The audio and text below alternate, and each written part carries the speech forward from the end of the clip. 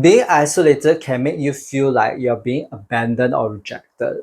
But from a spiritual point of view, there's a much deeper reason for this. The universe isolates you because you need the time alone to connect more deeply with yourself.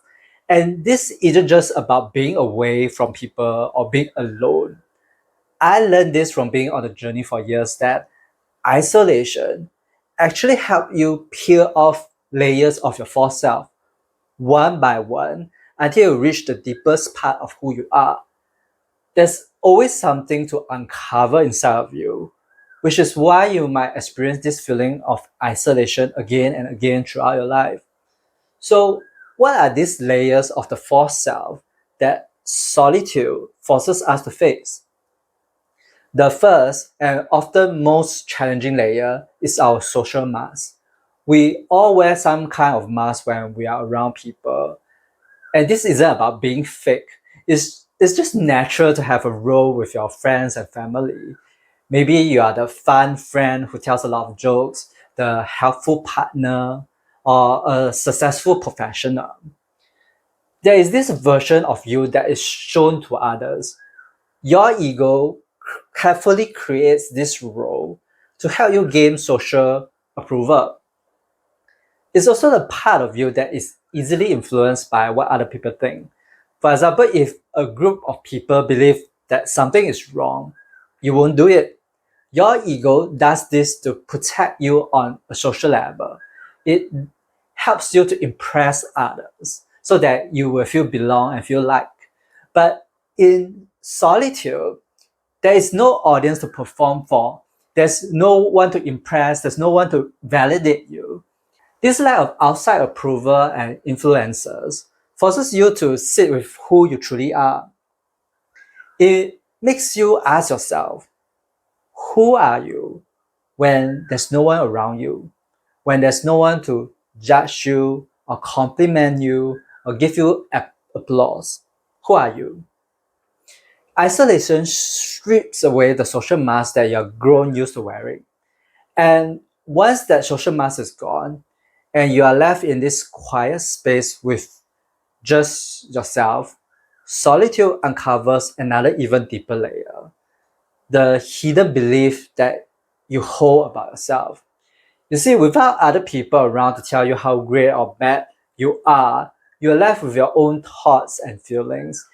And if you don't feel good about yourself, this isolation can be very challenging. Your ego will start to tell you negative stories about yourself, like, I'm not good enough, I'm a failure, or I am unlovable.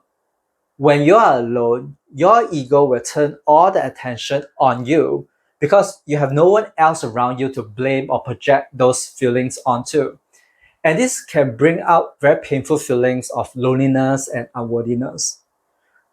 But on the other hand, if you feel good or neutral about yourself, then isolation is not a problem at all. It just feels like solitude, a peaceful time you get to spend with yourself. You will welcome it, you will embrace it. It's only when you are quiet and still that we can discover what our hidden beliefs really are. And that is the layer you need to let go of. Because all those negative stories about yourself are false. They are not who you really are. They are just your ego trying to make sense of who you are based on your past experiences. And for most people, those stories tend to lean towards the negative. But just knowing these stories are false isn't always enough to stop believing them. So how does solitude actually help us release this deep-seated belief? I don't know if you notice, but when you have to face ourselves and it feels uncomfortable, our natural instinct is to run to some kind of distraction to ease the pain. It could be our phones, endless videos on social media, or even gaming.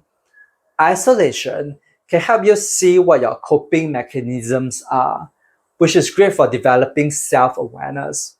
So, whenever you feel lonely, you can simply ask yourself, what is the first thing I do?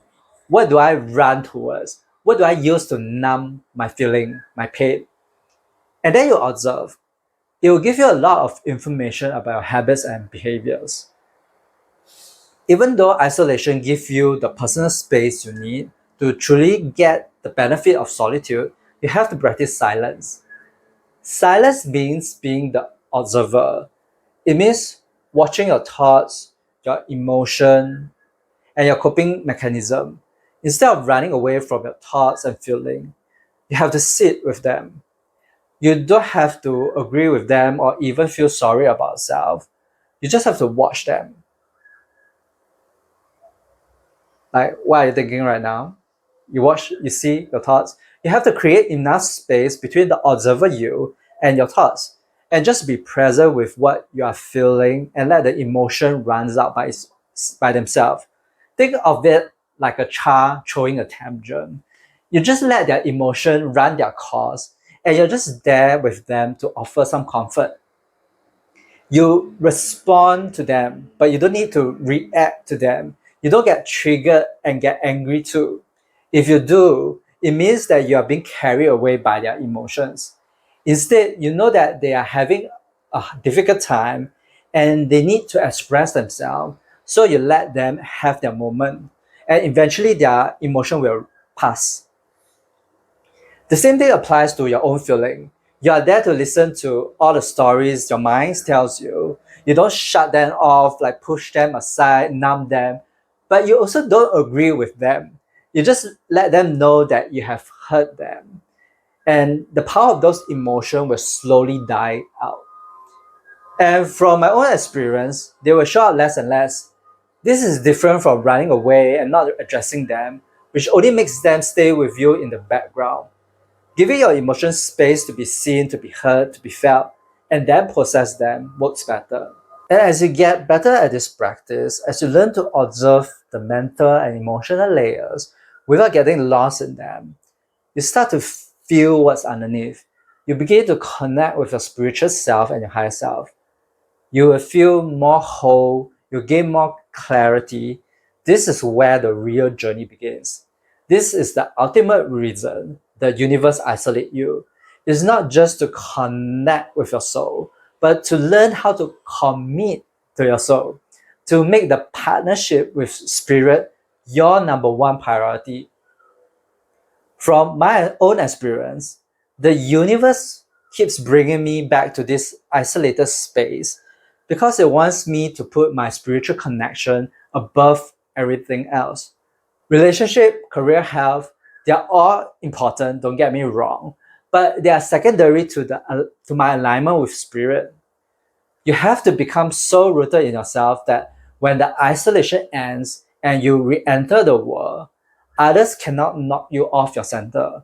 Your relationship, your career, your finances, your health cannot knock you off your center, cannot knock you off your connection with spirit. If they do, you know it's simply a sign that it's time to go back to solitude and re-establish those deeper roots. Because the truth is, you cannot run away from this isolation phase. If the universe intends for you to be alone, that is a divine plan. Distraction will be removed, people will drift away from your life. The more you fight it, the harder it will be.